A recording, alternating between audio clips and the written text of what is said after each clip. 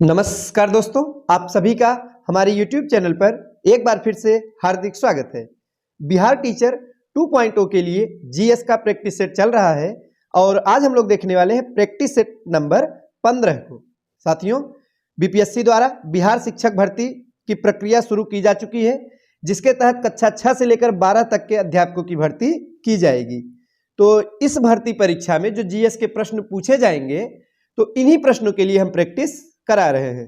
चलिए देखते हैं। 14 प्रैक्टिस सेट कंप्लीट हो चुके हैं, आज है 15वां और आज का हमारा पहला प्रश्न है कि एक पंचायत के भंग होने के कितने माह के अंदर नया चुनाव कराया जाएगा। तो जो एक पंचायत है, जब वो भंग हो जाता है, विघटित हो जाता है, तो उसके कितने महीने के अंदर नया चुनाव कराया जाता है। साथियों, सही जवाब होगा 6 माह, यानी ऑप्शन नंबर बी। तो पंचायतों का कार्यकाल 5 वर्ष के लिए होता है, आप सभी जानते होंगे। एक पंचायत का कार्यकाल कितना होता है साथियों? 5 वर्ष होता है, किंतु जब ये विघटित हो जाता है तो 6 महीने के अंदर ही नया चुनाव कराया जाएगा। अगला प्रश्न है, किसी राज्य में नगर पालिका का सीमा क्षेत्र अधिसूचित करने के लिए सक्षम है। तो कौन सक्षम है साथियों? जो नगर पालिका का सीमा क्षेत्र, यानी कहां से कहां तक इसकी सीमा है, ये जो अधिसूचित या निर्धारित किया जाता है, तो इसकी शक्ति किसके पास है? सही जवाब होगा ऑप्शन नंबर ए, राज्य का राज्यपाल। तो किसी राज्य में नगर पालिका का जो सीमा क्षेत्र है उसे अधिसूचित करने के लिए संबंधित यानी उस राज्य के राज्यपाल के पास इसकी शक्ति होती है। चलिए देखते हैं अगला प्रश्न। आगे साथियों की 12वीं अनुसूची में नगर पालिकाओं के लिए कितने विषयों का उल्लेख है। तो इस समय वर्तमान में भारतीय संविधान में कुल कितनी अनुसूचियां हैं? तो आप सभी जानते होंगे 12 है और 12वीं अनुसूची में नगर पालिका के बारे में वर्णन मिलता है। तो कितने विषयों का उल्लेख है ये हमें बताना है। तो कुल 18 विषय है। कितने विषय साथियों? कुल 18 विषय हैं। तो याद रखिएगा, नगर पालिकाओं के लिए कुल 18 विषयों का उल्लेख मिलता है। चलिए देखते हैं अगला प्रश्न। नेक्स्ट है कि भारत का पहला नगर निगम स्थापित हुआ। तो जो भारत का पहला नगर निगम था वो कहाँ स्थापित हुआ था? तो मद्रास में, यानी कि वर्तमान समय में चेन्नई के नाम से जाना जाता है। तो चेन्नई में ही यानी मद्रास में भारत का पहला नगर निगम स्थापित हुआ था। कब हुआ था साथियों? 1687-88 में इसकी स्थापना हुई थी। और इसके बाद में कहाँ पे स्थापित हुआ? तो बंबई और कलकत्ता में नगर निगम स्थापित हुए। नेक्स्ट है कि किस संविधान संशोधन अधिनियम द्वारा सहकारी समितियों को संवैधानिक स्थान एवं संरक्षण दिया गया? तो 97वें संविधान संशोधन अधिनियम द्वारा यह किया गया था। सही जवाब होगा ऑप्शन नंबर बी। अगला प्रश्न है कि निम्न में से किस समिति ने अनुशंसा की कि हर राज्य में एक वित्त आयोग का गठन होना चाहिए? तो यह किस समिति के द्वारा इसकी अनुशंसा की गई थी? तो पीके थुंगन समिति। सही जवाब होगा ऑप्शन नंबर सी। 1988 में इस समिति का गठन हुआ साथियों। कब हुआ? 1988 में गठित हुई पीके थुंगन समिति। तो इस समिति ने पंचायती राज व्यवस्था को शक्तिशाली बनाने हेतु उन्हें संवैधानिक दर्जा दिलाने की सिफारिश की और इसी ने कहा कि हर राज्य में एक वित्त आयोग का गठन होना चाहिए। नेक्स्ट है कि संविधान का कौन सा भाग सहकारी समितियों से संबंधित है? महत्वपूर्ण प्रश्न है। तो साथियों, सहकारी समितियों से संबंधित भाग कौन सा है? तो सही जवाब होगा ऑप्शन नंबर ए, यानी भाग 9 का ख। भाग 9 ख में सहकारी समितियों को संवैधानिक दर्जा प्रदान किया गया है। अगला प्रश्न है कि राज्य निर्वाचन आयोग का मुख्य कार्य क्या है? बताइए साथियों, जो राज्य निर्वाचन आयोग है इसका मुख्य कार्य क्या है? तो मुख्य कार्य है कि ग्राम पंचायतों का निर्वाचन संपन्न कराना, यही इसका प्रमुख काम है। राज्य निर्वाचन आयोग ग्राम पंचायतों में निर्वाचन संपन्न कराने का प्राधिकार विभाग होता है। आगे है कि सामुदायिक विकास कार्यक्रम की शुरुआत कब हुई थी? तो 2 अक्टूबर 1952 में। कब हुई साथियों? 2 अक्टूबर 1952 को सामुदायिक विकास कार्यक्रम शुरू किया गया था। और ये जो सामुदायिक विकास कार्यक्रम है साथियों, ये किस क्षेत्र के विकास पर केंद्रित थे? क्या शहरी विकास पर केंद्रित थे या ग्रामीण पर केंद्रित? तो सही जवाब होगा ग्रामीण क्षेत्रों के विकास पर केंद्रित थे। नेक्स्ट है कि राजस्थान के नागौर में सर्वप्रथम अनौपचारिक रूप से पंचायती राज व्यवस्था का उद्घाटन किसके द्वारा किया गया? तो आप सभी जानते होंगे कि पंचायती राज व्यवस्था यानी पंचायती राज सबसे पहले कहां पर गठित हुई? तो यह राजस्थान के नागौर जिले में। तो पूछा जा रहा है कि इसका उद्घाटन किया किसने था? तो साथियों, पंडित जवाहरलाल नेहरू, भारत के पहले प्रधानमंत्री पंडित जवाहरलाल नेहरू ने इसका उद्घाटन किया था। राजस्थान देश का पहला राज्य था साथियों जहां पे पंचायती राज व्यवस्था लागू की गई थी। और जिला कौन सा था? तो नागौर जिला था। और इसके बाद में आंध्र प्रदेश में लागू किया गया था। तो पंचायती राज व्यवस्था के बारे में चर्चा की जा रही है, तो आपको पता होना चाहिए कि राष्ट्रीय पंचायती राज दिवस भारत में हर साल कब मनाते हैं? तो साथियों 24 अप्रैल को। तो जानते रहिएगा 24 अप्रैल को हर साल राष्ट्रीय पंचायती राज दिवस के रूप में मनाया जाता है।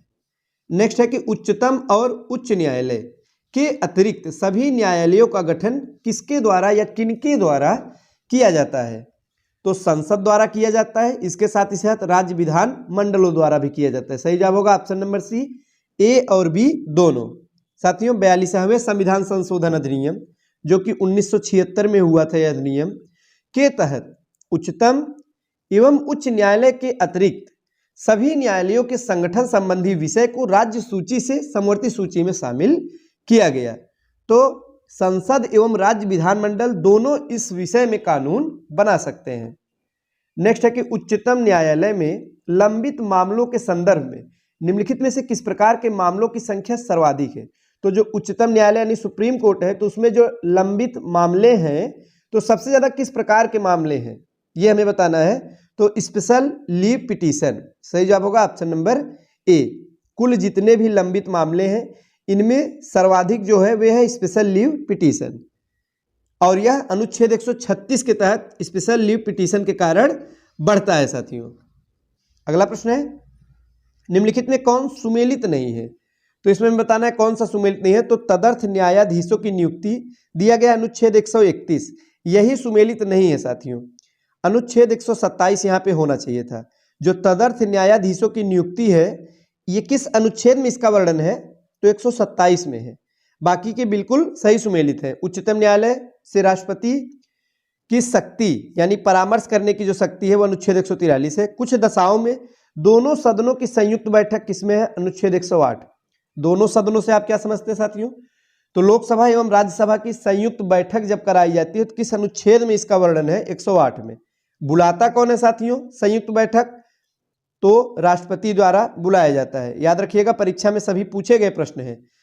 पूछा गया है एक बार कि राष्ट्रपति की दोनों सदनों की संयुक्त बैठक आहूत कौन करता है? आहूत यानी कि बुलाना, तो राष्ट्रपति द्वारा बुलाया जाता है।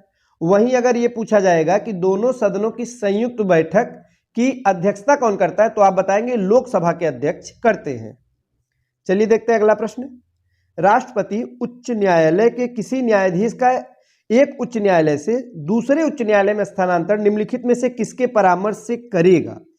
तो सर्वोच्च न्यायालय के मुख्य न्यायाधीश के परामर्श से जो स्थानांतरण है वो किया जा सकता है। सही जवाब होगा ऑप्शन नंबर बी। और किस अनुच्छेद के तहत? अनुच्छेद 222 के अनुसार स्थानांतरण से पूर्व राष्ट्रपति सर्वोच्च न्यायालय के मुख्य न्यायाधीश से परामर्श करेगा।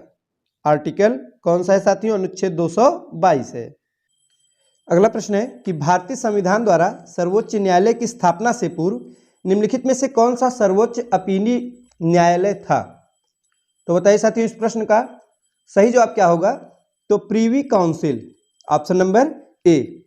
ब्रिटिश शासन के दौरान जिसे आमतौर पर किंग ऑफ काउंसिल या प्रीवी काउंसिल कहा जाता है, यह सर्वोच्च अपीली न्यायालय था साथियों। तो भारतीय अदालतों में जो आदेश दिया जाता था तो इसके विरुद्ध अपील करने के लिए यह सर्वोच्च मंच था। अगला प्रश्न है यदि किसी कारणवश भारत के राष्ट्रपति का पद रिक्त हो जाए यानी खाली हो जाए और उपराष्ट्रपति का पद भी खाली हो जाए तो सर्वोच्च न्यायालय के मुख्य न्यायाधीश की नियुक्ति न हुई हो तो इस दशा में कौन राष्ट्रपति के पद पर नियुक्त होगा? महत्वपूर्ण प्रश्न है। तो आप सभी अभी तक इसके बारे में पढ़े होंगे कि अगर राष्ट्रपति का पद रिक्त है और उपराष्ट्रपति का भी पद खाली है तो ऐसी दशा में सर्वोच्च न्यायालय के मुख्य न्यायाधीश कार्यभार संभालेंगे। किंतु यहाँ पे प्रश्न में पूछा गया है कि सर्वोच्च न्यायालय के मुख्य न्याय, ऑप्शन नंबर डी, सर्वोच्च न्यायालय का अन्य न्यायाधीश। तो अगर मुख्य न्यायाधीश नहीं है तो उस समय वरिष्ठ न्यायाधीश जो कि सर्वोच्च न्यायालय के अन्य न्यायाधीश इस कार्य का निर्वहन करेंगे। सही जवाब होगा ऑप्शन नंबर डी। अगला प्रश्न है, न्यायपालिका की स्वतंत्रता का क्या अर्थ है? साथियों बताइए, न्यायपालिका की स्वतंत्रता का क्या अर्थ होता है? तो एक तो है कि विधायिका तथा कार्यपालिका द्वारा न्यायपालिका के कार्यों में बाधा न पहुंचाना। दूसरा है सरकार के अन्य अंगों द्वारा न्यायपालिका के निर्णयों में हस्तक्षेप न करना। लास्ट है कि न्यायपालिका द्वारा बिना भय या भेदभाव के अपना कार्य करना। इस प्रकार से सही जवाब होगा ऑप्शन नंबर सी। केवल 2, 3 और 4 ये तीनों बिल्कुल सही कथन है। आगे है कि भारत के सर्वोच्च न्यायालय के क्षेत्राधिकार के अंतर्गत सम्मिलित है। तो क्या सम्मिलित है? तो रिट संबंधी क्षेत्राधिकार, यानी ऑप्शन नंबर डी इस प्रश्न का सही जवाब होगा।